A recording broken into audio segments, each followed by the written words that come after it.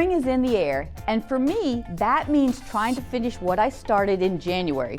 I promised myself I wouldn't go shopping again until I could see the back of my closet. But with the weather changing, I really need some spring clothes.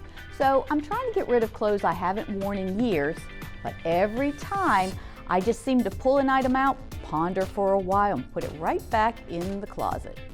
You know who doesn't have a problem finishing what they started? Builders.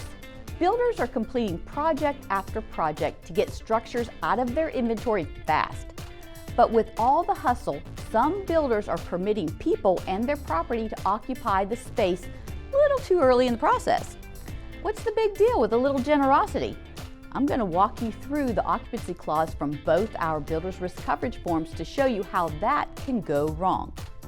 Our 40471 small coverage form includes a 90-day occupancy clause unless a few conditions are met, and you'll see those on screen. But let's paint a picture. Imagine I'm a builder and you want to buy the house I just built. Your sister's kicking you out because you never put the cap back on the toothpaste. Out of the kindness of my heart, I let you move in prior to closing, and I do not charge you rent. As a builder, I still have 90 days of builder's risk coverage. Keep in mind, there is no liability or contents coverage, but if I charged rent, that builder's risk coverage would be terminated.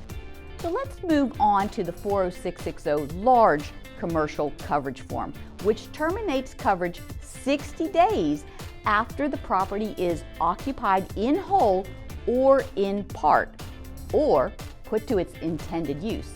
Imagine this. I'm the contractor building a warehouse. Construction is mostly finished, so I allow the buyer to move in their product before the papers have been signed, putting the warehouse to its intended use. That means the builder's risk coverage would be terminated.